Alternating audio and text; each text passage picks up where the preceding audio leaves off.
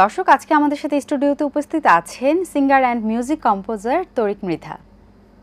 কেমন আছেন? ভালো আছি, আপনি কেমন আছেন? হ্যাঁ, খুব ভালো আছি। আপনাকে এখানে পেয়ে অনেক ভালো লাগছে। Thank you so much. আমরা তো জানি রিসেন্টলি আপনার কিছু গান রিলিজ হয়েছে এবং সামনেও কিছু রিলিজ হবে। তো বর্তমানে কি নিয়ে সবথেকে বেশি ব্যস্ততা যাচ্ছে? গান নিয়েই ব্যস্ততা যাচ্ছে, কারণ গান ছাড়া আমি আর কিছু যেহেতু করি না, সো সবসময় ফুল টাইম আসলে মিউজিকের সাথেই থাকা। একদম full time profession by singing and composing. জি। আচ্ছা, একদম ভেরি রিসেন্ট আপনার ভুলে যাওয়া যায় না এই গানটি আমরা শুনেছি, তো এই গানের সম্বন্ধে একটু বলবেন। ভুলে যাওয়া যায় না আমার রিসেন্ট একটা রিলিজড গান। এই গানটির কথা, সুর এবং মিউজিক কম্পোজিশন আমার। আচ্ছা। এই গানটা এনিগমা মাল্টিমিডিয়া থেকে প্রযোজনায় এসেছে, ওদের দোয়েল ওটিটি চ্যানেলে। বাট এই গানটার স্পেশালিটিটা হচ্ছে এই গানের সবকিছুই আমার করা। মিউজিক ভিডিও কে করেছে? মিউজিক ভিডিওতেও আমি ছিলাম। সেখানেও আপনি ছিলেন? আচ্ছা, অ্যাজ এ মডেল কাজ করেছেন? মডেল না, ঠিক মডেল আরেকজনকে নিয়েছি। আচ্ছা, অ্যাক্টিং করার মানে জন্য। স্ক্রিনের সামনে তো কাজ করা হয়েছে। আমি অ্যাজ এ সিঙ্গার থেকেছি। আচ্ছা ভাইয়া, এই গানটা কিভাবে মাথায় এসেছে যে এই গানের কথাগুলো কখন লিখেছেন, এবং এটার শুটিং সেটের কোনো স্পেশাল কোনো মোমেন্ট আছে কিনা বা কোনো এক্সপেরিয়েন্স, এটাই শুনবো আপনার কাছে। আমি তো আসলে মূলত আমার গান তখনই বানানো হয় যখন আমার মন থেকে কোনো কিছু আসে, মানে নিজে থেকে যখন বলতে ইচ্ছা করে তখনই লিখে ফেলি, তখনই লিখি। কিন্তু মানে ওই যে গান একটা বানাতে হবে, কালকের মধ্যে বানাতে হবে, 7 দিনের মধ্যে বানাতে হবে, এরকম ভাবে আমি কাজ করি না আসলে। আমার গানগুলো হচ্ছে সময় নিয়ে নিজের মতো করে। সেটাও না, মানে আমি যেটা বলতে চাচ্ছি যে আমার মন থেকে যে কথাটা, সাধারণ মানুষ কথা বলে, মুখ দিয়ে কথা বলে, তাদের মনের ভাষা ব্যক্ত করে, মনের দুঃখ বেদনা হাসি কান্না সবকিছু এক্সপ্রেস করে যেভাবে, আমারটা হচ্ছে আমার গানের মাধ্যমে বা আমার লেখার মাধ্যমে। তো এরকমই এই গানটাও ওইভাবেই তৈরি হয়েছে যে কখন, মানে এটা আমি আগে থেকে ভাবিনি যে এটা গান বানাবো বা কিছু একটা। তো আমি এমনিতে বাসায় ম্যাক্সিমাম টাইম আমি অনেক সময় পিয়ানো বাজাই বসে বসে, এরকম সুর আসে আমার ভেতরে যে আচ্ছা একটা সুন্দর সময় কাটাচ্ছিলাম আমি আমার মতো করে, তখন আমার কাছে এই মিউজিক এই সুরটা মাথায় আসলো। তো আমার অনেক গানই আগে সুর করি আমি লেখার আগে, কি কথা আসবে সেটা জানি না, কিন্তু তখন ঘুরতে ফিরতে আমার কাছে আমার গানগুলো একটু, আমি বলবো অনেস্ট থাকে, কারণ আমার নিজের কথাগুলোই আমি বলার চেষ্টা করি গানের মাধ্যমে। তো ওই গানটিতেও তাই ছিল। তো এরপর আমার যেহেতু ওই মিউজিকটা আগে থেকে ভাবা ছিল, তখন ওটার সাথে ব্লেন্ড করে আমি আগে মিউজিক ভেবেছেন, পরে কথাগুলো অ্যাড করেছেন। জি। আচ্ছা, এই লেখালেখির অভ্যাস এটা কি ছোটবেলা থেকেই? না, ছোটবেলা থেকে না। ছোটবেলা থেকে না বললেও ভুল হবে, কারণ অনেক সময় আমরা বাচ্চামি করেও তো অনেক কিছু লিখতাম, সেটাও তো একটা প্রবণতা তো থেকেই যায়। আমার মনে আছে আমি যখন 8-9-এ পড়ি, তখন ওরকম আমার একটা খাতা ছিল, আমি আমার বিভিন্ন কবিতা লিখতাম। আচ্ছা, সেগুলো দেখলে এখন হাসি পায়। গানের মানে ছোটবেলার গানের কিন্তু আমাদের অনেক, শুধু গানের না, আমাদের ছোটবেলার অনেক স্মৃতি কিন্তু আমাদের সবসময় মনে পড়ে। তো আপনার এরকম মনে পড়ে ছোটবেলা যখন আপনি প্রথম গান শিখেছিলেন বা এরকম কিছু, যে নতুন কোনো কিছু শিখবো, এখন আমি বড় হয়ে সিঙ্গার হব, এই ধরনের কোনো চিন্তা ভাবনা বা কোনো মেমোরি শেয়ার করবেন? আমার তো আসলে আমার সত্যিই ছোটবেলা থেকে গান গাওয়ারই ইচ্ছা ছিল, মানে আমি এখন যে কাজটা করছি এটা আমার ছোটবেলা থেকেই ইচ্ছা ছিল। মানে আমাকে কেউ চাপিয়েও দেয়নি বা পরে এসে চিন্তা হয়েছে এমন না, আমার অন্য কিছু ভালো লাগতো না, আমার শুধু গানই ভালো লাগতো আসলে। হাতেখড়িটা কিভাবে গানের? হাতেখড়িটা আমার বড় বোন খালেদা আপুর কাছেই প্রথম। আচ্ছা। এরপর তো আমি ওএসিস একাডেমিতে পলাশ সরকার স্যার, ওনার কাছে হারমোনিয়াম শিখি, প্রথম হারমোনিয়াম স্পর্শ করি আর কি। আচ্ছা। তো এরপর খুব একটা যে আমি শিখেছি তাও না। আচ্ছা। নিজেই বলতে গেলে এরপর আমি আস্তে আস্তে আসলে মফস্বলে আমি বড় হয়েছি, শৈশবটা মফস্বলে। তো সেখানে তো আসলে এত ওস্তাদ বা এরকম শেখার সুযোগটা তো ছিল না, থাকে না। এজন্য আমি বলা যায় আমি আসলে নিজে একাই রেওয়াজ করা হতো, একাই প্র্যাকটিস করতাম, একাই শিখেছি। মানে নিজের সবথেকে বড় ইন্সপিরেশন। হ্যাঁ, আমি আমার ফ্যামিলিও এমনিতে মিউজিক্যাল ফ্যামিলি, সবাই অনেক গান পছন্দ করে। ফ্যামিলি সাপোর্ট ছিল, ফ্যামিলি সাপোর্ট ছিল, কিন্তু ফ্যামিলি সাপোর্ট এমন ছিল না যে মানে গানটা আমি যেভাবে করতে চেয়েছি, এখন যেভাবে আমি করছি, এটা কখনোই আমার ফ্যামিলি চায়নি। আমার ফ্যামিলি আমাকে সবসময় উচ্চ শিক্ষিত চেয়েছে, আমাকে পড়াশোনা। বেশিরভাগ মা-বাবা কিন্তু এটা বলে থাকে বাসা থেকে যে ডাক্তার হবে, ইঞ্জিনিয়ার হবে, মানে চাপিয়ে দেয় তাদের ডিসিশনটা।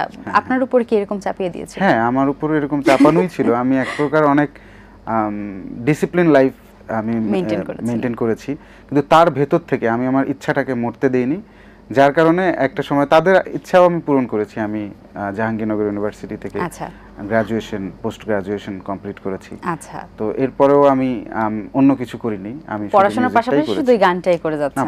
আমি কখনো পড়াশোনার পাশাপাশি মিউজিক করিনি। আচ্ছা। আমি মিউজিকের পাশাপাশি পড়াশোনা করেছি। Wow, nice. মানে মিউজিকটা আপনার ফার্স্ট প্রায়োরিটি? হ্যাঁ, আমার সব সময় এটা ছিল। হয়তো আমার ফ্যামিলি বুঝতে পারছে না, তারা ভাবছে আমি আমার পড়াশোনার পাশাপাশি, তারা চাইতো পড়াশোনার পাশাপাশি মিউজিক করতে, আমি বুঝতে দিতাম না। আপনি গানের কিন্তু পাশাপাশি আসলে পড়াশোনা আমি করতেন? মনে মনে যেটা এখন আমার বলতে আর সমস্যা নেই, হ্যাঁ। কারণ এখন আমি এটার সাথে এস্টাবলিশ হয়ে গেছেন? সেটা আপনি না, আমি চেষ্টা করছি, এখন স্ট্রাগল করছি। আচ্ছা। তবুও একটা তো এসেছে যে আমার প্রতি ওই চাপটা এখন আর নাই।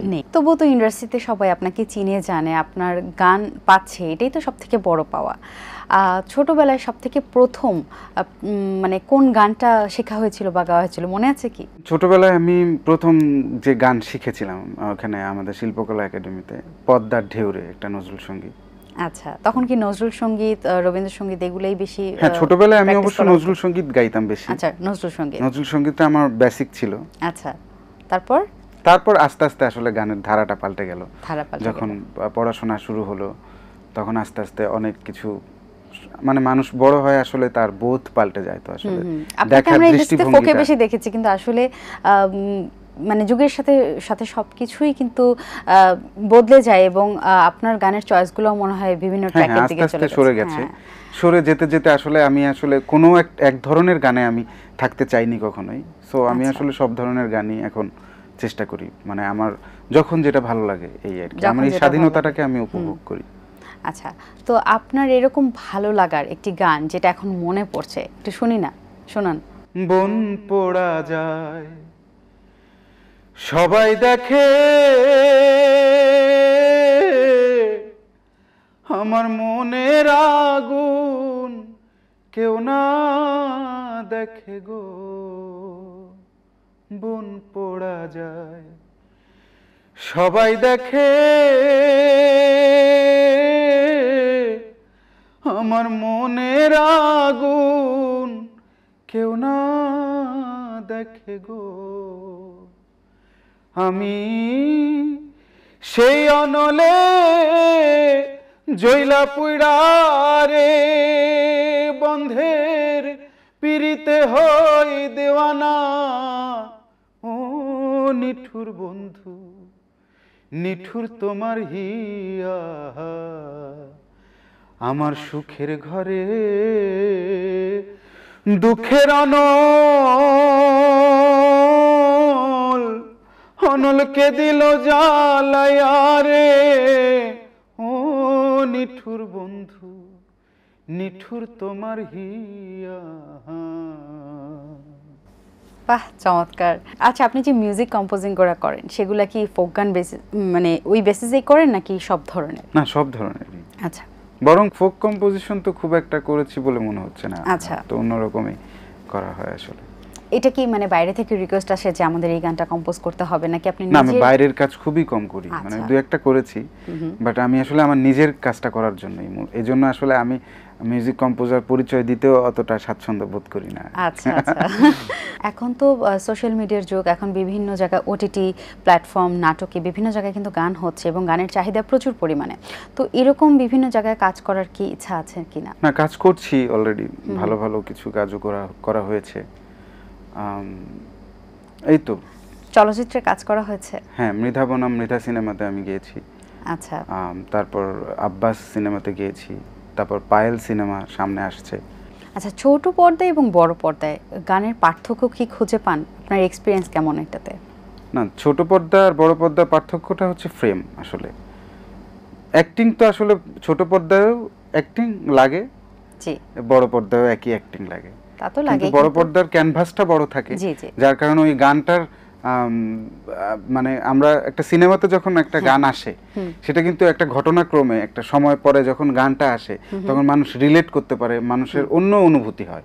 কিন্তু একটা ছোট পর্দায় বা নাটকে বা ছোট যেগুলো, সেখানে কিন্তু কাহিনীটা অল্প কাহিনী থাকে, ছোট একটা সময়ের একটা ক্ষুদ্র অংশকে নিয়ে। সিনেমার একটা অংশ হচ্ছে একটা নাটক বা অন্য কিছু। তো সেইখানে সেই ছোট অনুভূতির চেয়ে বড় অনুভূতিতে যখন গান হয় সেটা তো নিশ্চয়ই আরো ভালো লাগাটা বেশি থাকে। তাছাড়া সিনেমা হলে যখন অন এয়ার হয় তখন তো বসে থাকলে বড় সাউন্ডে এত মানুষের অনুভূতি একসাথে দেখাটা, ওটার মধ্যে একটা আলাদা অন্যরকম ফিলিংস এটা।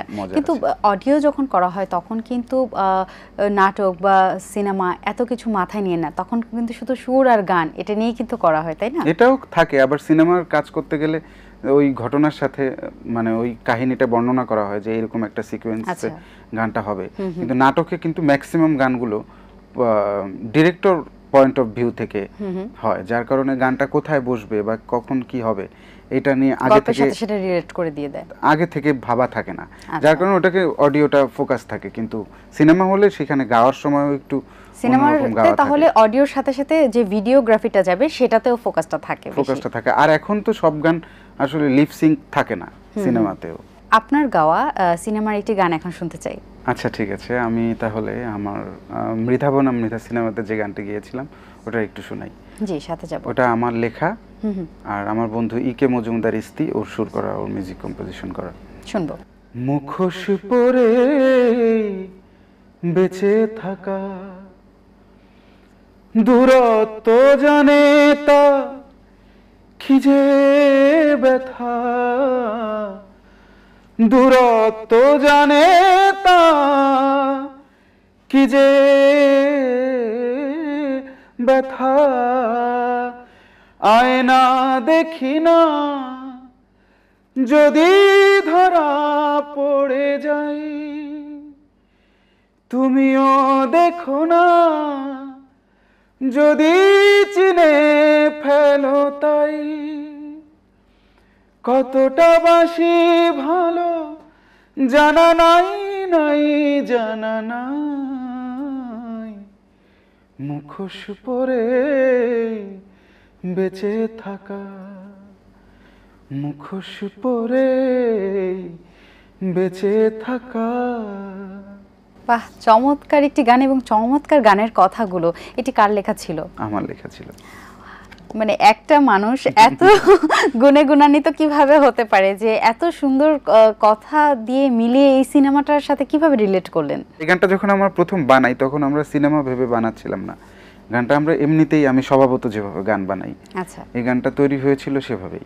আচ্ছা, কিন্তু পরবর্তীতে ওই সিনেমার ডিরেক্টর রনি ভৌমিক ভাই, জি, উনি এই গানটা স্টুডিওতে একদিন শুনে আর কি উনি খুব পছন্দ করে এটা, পরে বলে যে আমরা এটা সিনেমাতে ইউজ করতে চাই।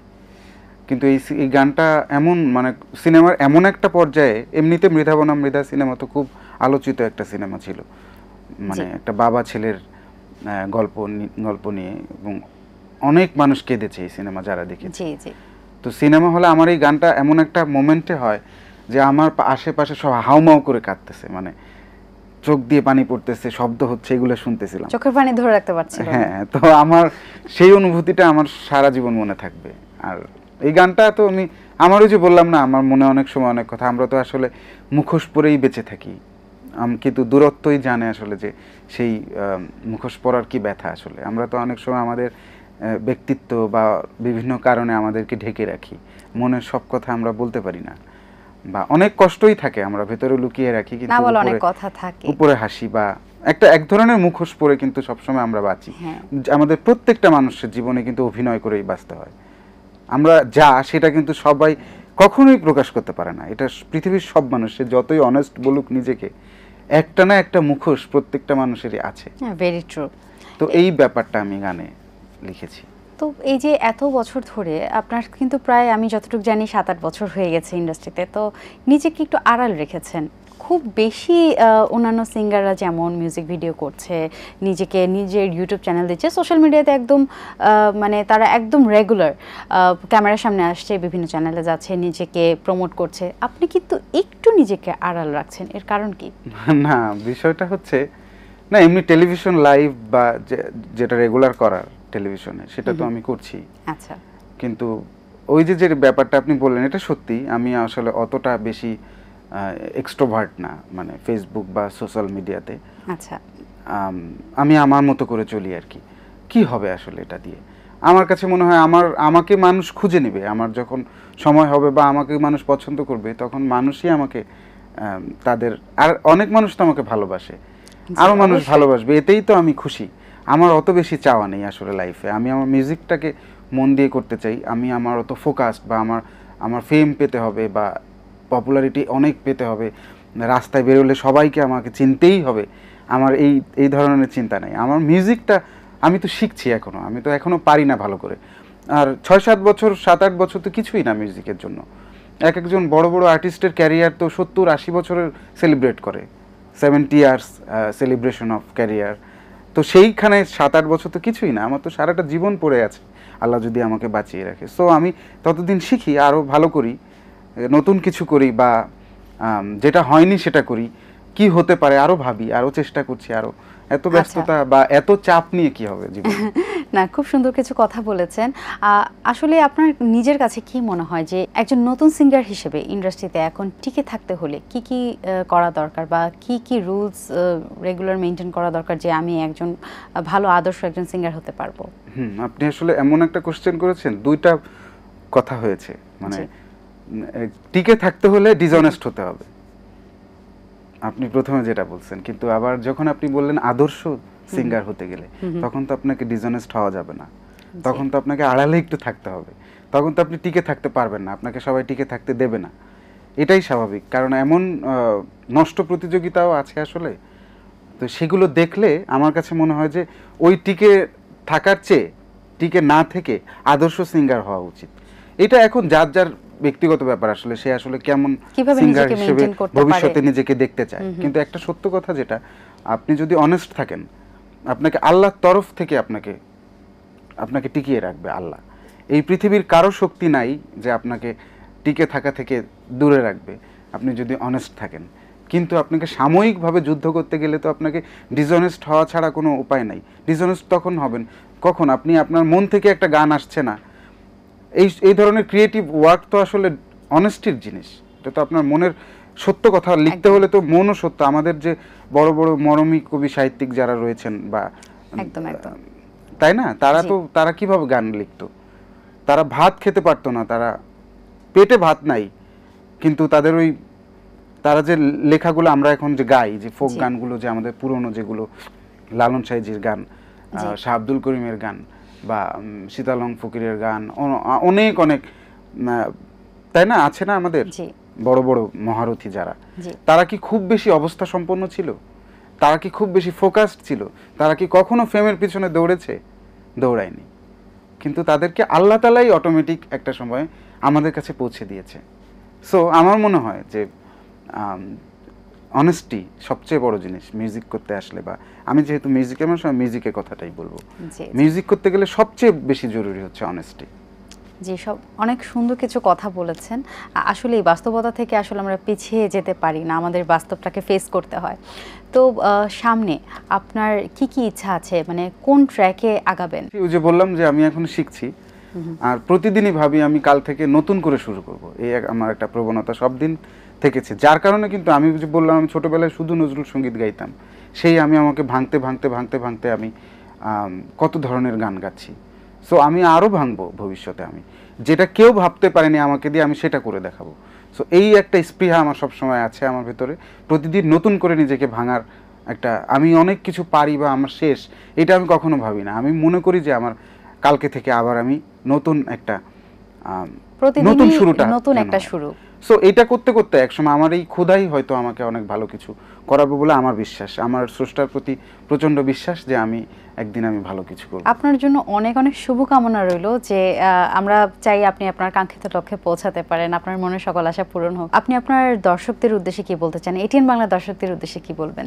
দর্শকদের উদ্দেশ্যে আমার সবসময় একটা কথাই আমি বলি, যে আপনারা সবাই আমাদের ভালোবাসুন। আমরা যারা এই ধরনের কাজ করে আসলে জীবনের ঝুঁকি নিয়ে অর্থ সম্পত্তি ধন দৌলতের আশা থেকে নিজেদেরকে দূরে রেখে শুধু মিউজিকটা করছি, আপনাদের বিনোদনের সাথী হচ্ছি, বা আপনাদের সুখ দুঃখের অনুভূতির বিষয়গুলো আমরা চেষ্টা করছি, আমাদেরকে ভালোবাসবেন। আপনাদের অনেক ভালোবাসি, আপনাদের জন্যই আসলে আমাদের এত কিছু। আর এটিএন বাংলাকেও আমার পক্ষ থেকে অনেক অনেক ধন্যবাদ আমাকে এত সুন্দর একটি আয়োজনে আমন্ত্রণ জানানোর জন্য। Thank you. আমরা অনুষ্ঠানের শেষ পর্যায়ে চলে এসেছি, এখন বিদায় নেবার পালা। তবে যাওয়ার আগে আপনার কণ্ঠে দুটি লাইন আমি গান শুনে যাব। আপনি ভাবতে থাকুন কোন গানটি দিয়ে আমরা শেষ করব, ততক্ষণে আমি আমার দর্শকদের কাছ থেকে বিদায় নিয়ে আসি।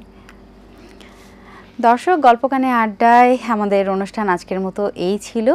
আগামী পর্বে কোনো গুণী শিল্পীকে নিয়ে আপনাদের সামনে আবার হাজির হব। ততদিন পর্যন্ত সকলে ভালো থাকুন, সুস্থ থাকুন এবং ATN বাংলার সাথেই থাকুন। ভাইয়া, এখন কোন গানটি দিয়ে আমরা আমাদের অনুষ্ঠান শেষ করব? আচ্ছা, আমার একটা গান তোমার কাছে আসবো বলে, এই গানটি আমি আর তৃষা গিয়েছিলাম। আচ্ছা, আমার মিউজিক কম্পোজিশনে, আমার সুর করা, আর গানটার কথা লিখেছিলেন AR শিকদার। ওটার একটু শোনাই। জি, সাথে যাব। তোমার কাছে আসবো বলে ভেসেছিলাম মেঘের দলে, একটা আকাশ পেরিয়ে পেলাম তোমার দেখা পাতালপুরে, ইচ্ছে ঘোড়ায় ছুটছে নেশা তোমার আমার ভালোবাসা, তুমি ছাড়া কাটছে না জীবন। ও ইচ্ছে ঘোড়ায় ছুটছে নেশা তোমার আমার ভালোবাসা, তুমি ছাড়া কাটছে না জীবন। ভালো তোমায় বাসবো বলে ভেসেছি নদীর জলে, ও এক সমুদ্র পেরিয়ে পেলাম তোমায় সাগর তলে, তুমি যে এক বেলা ভূমি, কোথায় নদী কোথায় তুমি, তুমি ছাড়া কাটছে না জীবন। ইচ্ছে ঘোড়ায় ছুটছে নেশা তোমার আমার ভালোবাসা, তুমি ছাড়া কাটছে না জীবন। ওয়াও, নাইস, অনেক সুন্দর।